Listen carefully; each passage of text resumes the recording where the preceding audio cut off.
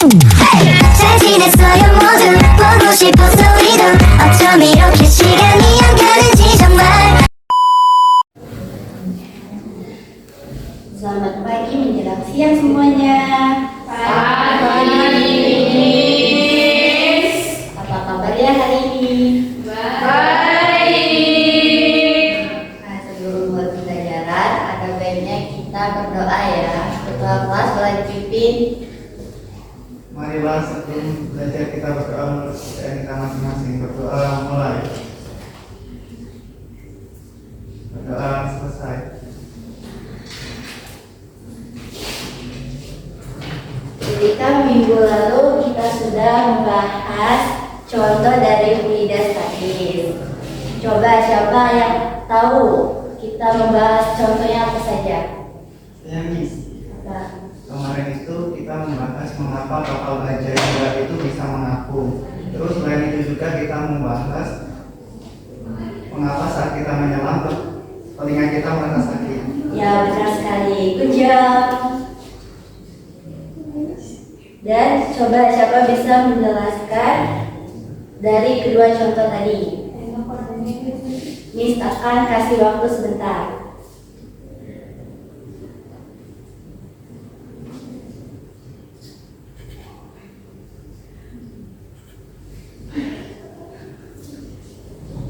Ada yang bisa?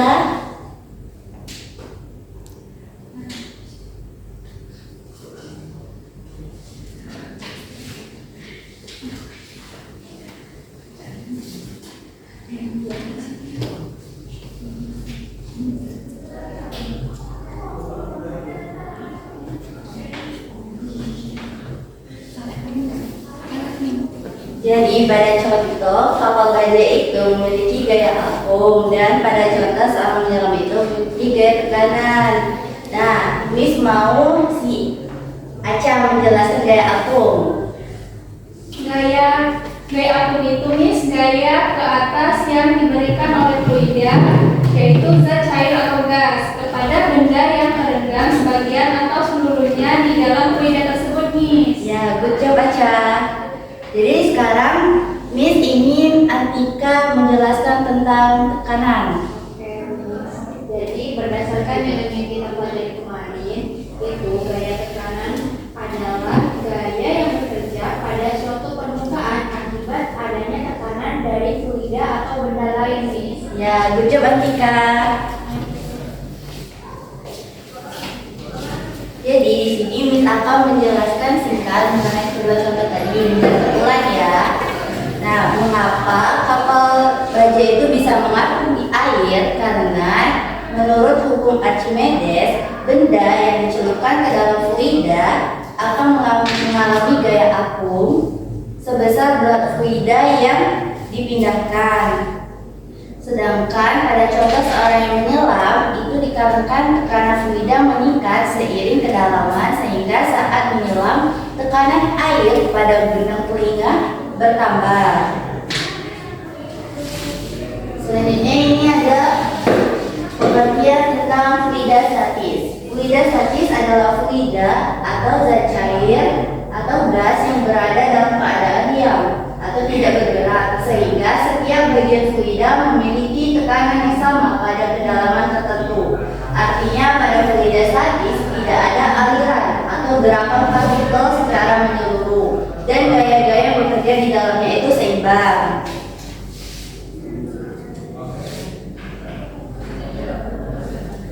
Nah, ada yang bisa memberikan contoh selain dua contoh yang telah disebutkan kemarin tadi?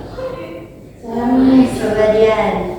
Yang pertama ada air yang berenang di dalam gelas. Yang kedua air di dalam danau atau kolam yang tidak mengalir, Miss. Ya, good job Dian jawabannya. Jadi, apakah kalian sudah tahu atau mengerti contoh dari fluida statis tadi?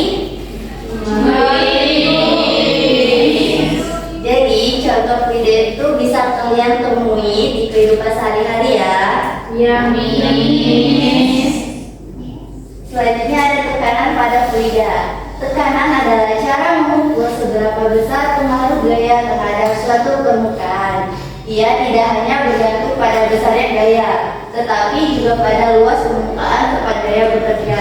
Inilah mengapa dalam banyak fenomena fisika, dari ban mobil, jarum suntik, hingga kapal laut, konsep daya tekan ini dan bidang tekan sangat penting untuk memahami bagaimana tekanan bekerja dalam sistem nyata.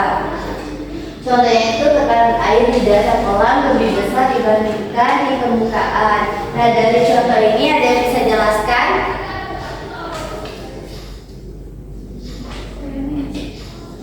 Nah, Tekanan air di dalam kolam itu lebih besar dibandingkan di permukaan karena tekanan berbeda sama seiring dengan ditekannya kedalaman garis. tepat sekali. Nah, sekarang coba kita pikir mengapa demikian. Saya Miss. Wah, Karena pernyataan itu dapat dikaitkan dengan konsep tekanan hidrostatis, Miss. ya benar sekali Nenek. Jadi kan sudah disebutkan itu kan berkaitan dengan tekanan hidrostatis. Tekanan hidrostatis ini tekanan di dalam zat cair bergantung pada kedalaman. Makin dalam letak suatu tempat di dalam zat cair, maka semakin besar tekanan pada tempat itu. Gaya gravitasi menyebabkan zat cair dalam suatu wadah selalu tertarik ke bawah, di mana makin tinggi zat cair dalam wadah, makin berat zat cair itu. Sehingga makin besar tekanan yang dikerjakan zat cair pada dasar wadah. Tekanan zat cair yang hanya disebabkan oleh beratnya itu dinamakan tekanan hidrostatis. Contohnya tadi, dasar kolam menahan tekanan lebih besar daripada permukaan. Nah, dari beberapa submateri yang Miss jelaskan, apakah kalian masih ada yang di benak kalian tuh kayak mengganjal nih? Coba.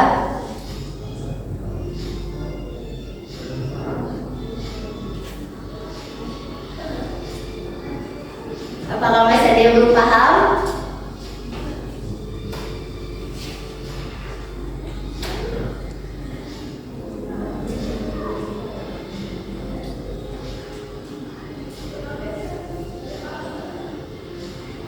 Saya Miss, Apa? bagaimana cara menentukan tekanan pada kedalaman tertentu di dalam air? Wah, bagus sekali nih pertanyaannya. Jadi bagaimana cara menentukan tekanan pada kedalaman tertentu di dalam air ya? Jadi untuk menentukannya itu kita menggunakan ya rumus hidrostatis ini, yaitu P sama dengan rho G H. Nah, untuk menentukannya ini kita harus tahu dulu nih nilai dari H-nya ini atau kedalamannya. Misalkan contohnya itu nilainya itu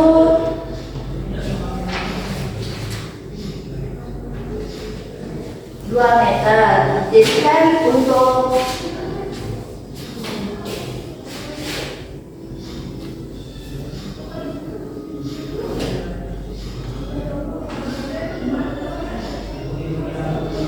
nilai rho ini kan dia udah ketetapan yaitu 1000 kilogram per meter kubik. Sedangkan untuk yang gravitasi ini G-nya ini 9,8 meter per sekon. Jadi tadi untuk kedalamannya itu nilainya 2 meter ya. Tinggal dimasukkan semuanya.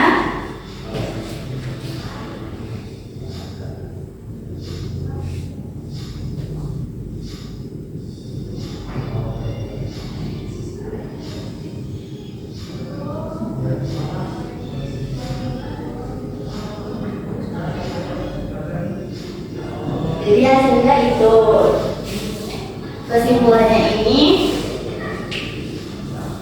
tekanan air bertambah seiring kedalamannya, dan semakin besar massa jenis fluida, semakin besar tekanan pada kedalaman yang sama.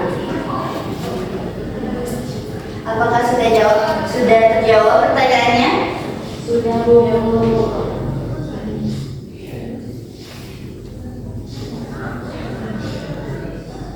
Coba sekarang Miss jelasin dulu ya. Nanti Miss akan bertanya. Hukum Pascal berbunyi tekanan yang diberikan kepada zat cair di dalam ruang tertutup diteruskan rembausan ke segala arah. Blaise Pascal, seseorang ilmuwan dari Prancis yang telah mengemukakan hukum Pascal di atas nama Pascal, juga digunakan sebagai satuan dari tekanan untuk menghargai jasa Blaise Pascal. Contoh penerapan rem hidrolik, dongkrak hidrolik. Oke, sekian materi kita hari ini. Miss akan lanjutkan minggu depannya. Terima kasih sudah hadir. Miss akhiri. Wassalamualaikum warahmatullahi wabarakatuh.